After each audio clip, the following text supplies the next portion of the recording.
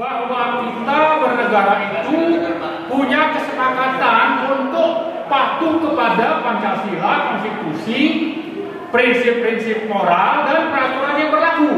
Untuk itu negara diselenggarakan dengan ada 3 cabang kekuasaan. Nah, ternyata melalui proyek PIK 2, semua kesepakatan itu sudah dilanggar. Oleh siapa? Oleh rezim oligarki yang salah satu penguasanya saat itu adalah Joko Widodo.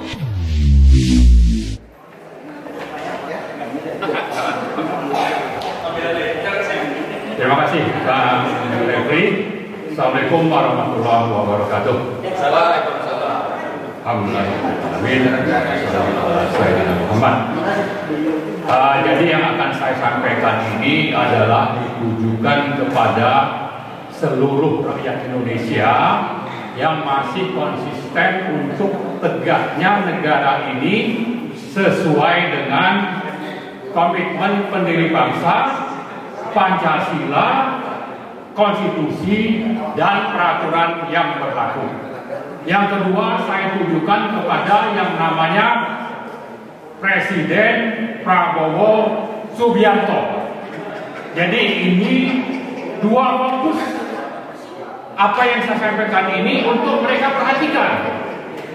Kenapa begitu? Karena ini urusan kita, bahwa kita bernegara itu punya kesepakatan untuk patuh kepada Pancasila, konstitusi, prinsip-prinsip moral, dan peraturan yang berlaku. Untuk itu negara diselenggarakan dengan ada 3 cabang kekuasaan. Nah, ternyata melalui proyek PIK 2, semua kesepakatan itu sudah dilanggar. Oleh siapa? Oleh rezim oligarki yang salah satu penguasanya saat itu adalah Joko Widodo. Kemudian pengusahanya adalah Aguan.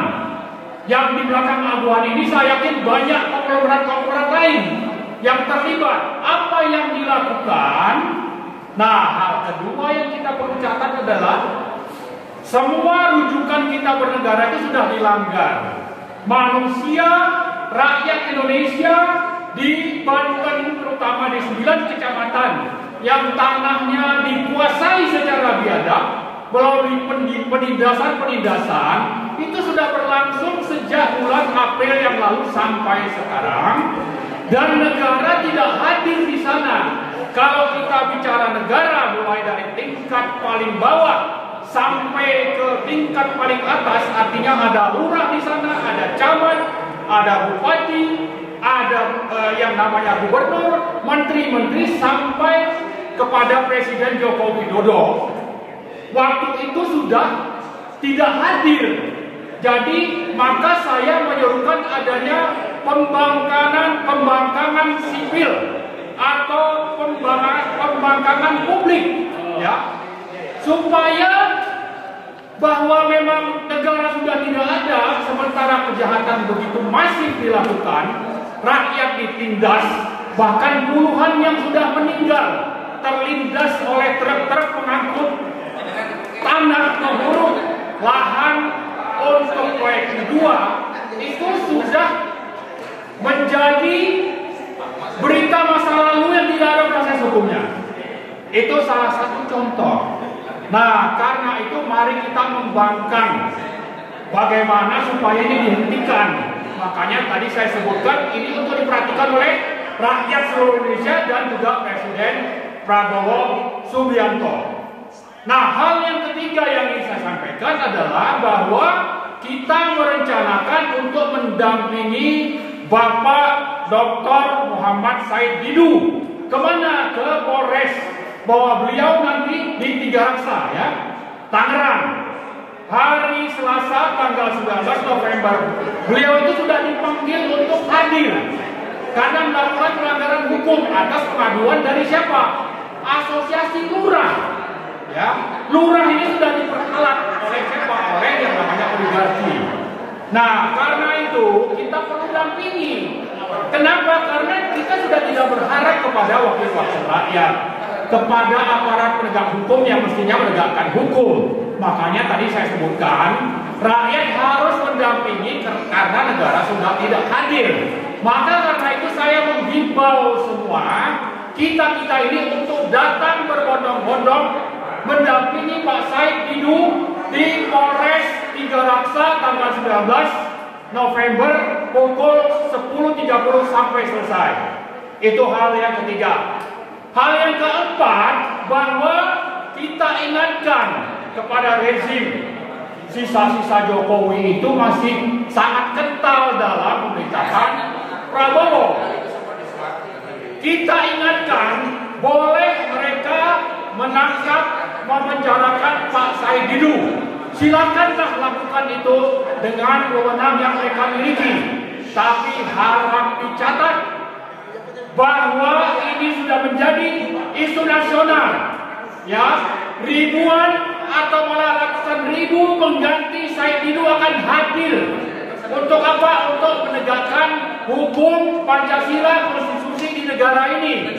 Silahkan tangkap Pak Said, tapi rakyat, ribuan rakyat, ratusan ribu rakyat akan digantikan. Ya, kita siap melakukan itu, siap?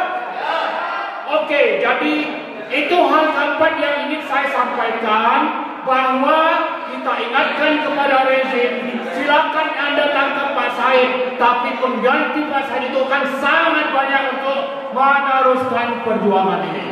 Nah, yang terakhir yang ingin saya sampaikan adalah bahwa kita tidak mau punya presiden yang hanya omong-omong. Omong-omong katanya tidak ingin ada negara dalam negara.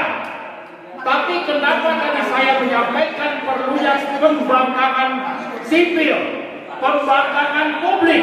Karena negara sudah tidak hadir. Nah, sekarang kita punya presiden baru yang mungkin umurnya baru 1,5 bulan. Ini negara dalam negara yang harus digantikan, dan itu sudah menjadi komitmen Pak Prabowo.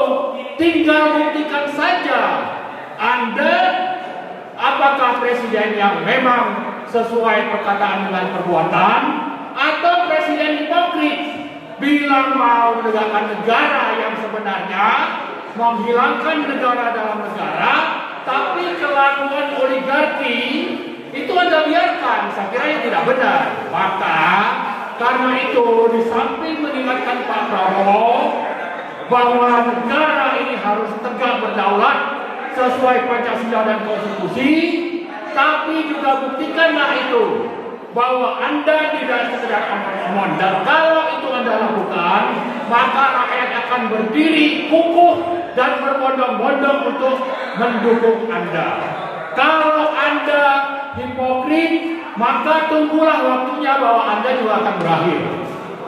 Rakyat akan melawan Anda. Saya kira Banten proyek kedua merupakan titik awal dari pembangkangan sipil dan titik awal revolusi perlawanan rakyat kepada rezim yang sudah sangat dikuasai oleh oligarki.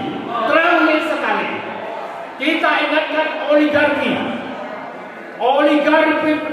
Oligarki pendukung Jokowi dan ingin bercokol terus dalam pemerintahan Prabowo untuk menghentikan proyek-proyek atau praktek-praktek yang melanggar hukum dan kemanusiaan. Oligarki, sekali lagi kita ingatkan, berhentilah memihak rezim sambil menindas rakyat.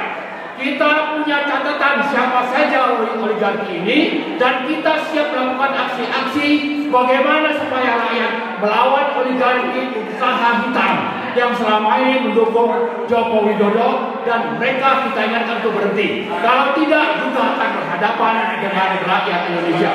Saya kira itu saja. Terima kasih. Assalamualaikum warahmatullahi wabarakatuh.